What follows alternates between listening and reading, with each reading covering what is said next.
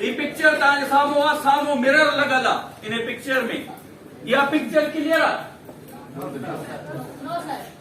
Mirror छो clear न हूंदो आहे? एक्चुअल मिरर असांजी हूंदी अथव एक्चुअल आइडेंटिटी जेका असां आऊं आहियूं उहा शइ मिरर ॿुधाईंदो। मिरर का पंहिंजे तरफ़ां एक्स्ट्रा शइ स्नैपचैट वांगुरु फिल्टर हणी कोन ॿुधाईंदो। जेका तव्हां एक्चुअल हूंदा आहियो तव्हांजी रियल आइडेंटिटी मिरर ॿुधाईंदो। ओके, उन खां पोइ इहा जेका डस्ट मिरर पे लगी आहे इहा छा आहे? इहा इन्फ्लुएंस जी डस्ट आहे। तो डस्ट लॻल आहे इन्फ्लुएंस जी। इन्फ्लुएंस पहिरियों कहिड़ो आहे? माण्हुनि जा लुक्स, ॿियनि जा लुक्स ॾिसी करे असां पाण खे डिस्करेज कंदा आहे केॾा सुहिणा आहिनि, केॾा ख़ूबसूरत आहिनि, मुंह में हीअ शइ छो न आहे, यानी हिकिड़ो इहो इन्फ्लुएंस। सेकंड इन्फ्लुएंस आहे मनी, पैसो। मुंहिंजा पैसा ॾिसी, हुननि जी शयूं ॾिसी ऐं असां पंहिंजे पाण खे डिस्करेज कंदा आहियूं, असां पंहिंजी रियल आइडेंटिटी तां हटिजंदा वेंदा आहियूं। थर्ड इन्फ्लुएंस आहे लाइफ स्टाइल ऐं फोर्थ आहे पर्सनैलिटी, फिफ्थ आहे मीडिया। मीडिया ते बि जेके शयूं हलनि पियूं उहे हक़ीक़त में ईअं कोन हूंदियूं जीअं ॾेखारियूं वेंदियूं। के फिल्टर हणी फोटो अपलोड करे कूल पर्सनैलिटी लॻंदी आहे, बट एक्चुअल में जॾहिं हुनखे मिलंदो सुञाणींदा कोन्ह असां हुननि खे त वाकई इहो फेसबुक वारो माण्हू आहे या ॿियो आहे। तो मीडिया ते बि हर शइ सच न हूंदी आहे, ज़हन में रखो। इहे उहे शयूं हूंदे जेके तव्हांजी रियल आइडेंटिटी खे ख़तम कंदियूं थियूं वञनि। ऐं इहो सॼो थी वियो एक्सटर्नल नॉइज़।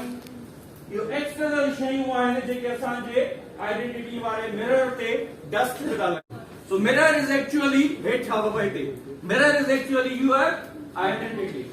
अॼु असां साफ़ कंदासीं त आइडेंटिटी खे कीअं पंहिंजी डिस्कवर कयूं ऐं असांजी आइडेंटिटी वारो मिरर आहे इनखे कीअं साफ़ कयूं। इहो माण्हू तॾहिं पंहिंजी आइडेंटिटी खे सम्झंदो आहे जॾहिं हुनखे पंहिंजा वैल्यूज़ ख़बर हूंदा। सो वैल्यूज़ हूंदा आहिनि तव्हांजे अंदरि, उहे पाण ख़बर पवंदी त कीअं वैल्यूज़ असांखे डिस्कवर करणु घुरिजनि ऐं हुननि वैल्यूज़ ते कीअं असांखे अमल करणु घुरिजे। वैल्यूज़ ॿिनि क़िस्मनि जा थींदा अथव। ओॾे ॾिसो बाबा, हिकिड़ो हायर वैल्यूज़ हूंदो आहे ऐं ॿिया लोअर वैल्यूज़ हूंदा आहिनि। लोअर वैल्यूज़ हू हुया जेके इन्फ्लुएंस माण्हुनि जा असां ते थिया, इहे कहिड़ा आहिनि? Lower values. ऐं जेके हायर वैल्यूज़ हुयूं उन में तव्हांजी रियल हैप्पीनेस हूंदी आहे, उन खां पोइ तव्हांजी फुलफिलमेंट हूंदी आहे ऐं लास्ट आहे मीनिंगफुल लाइफ हूंदी आहे। This is real value, higher value.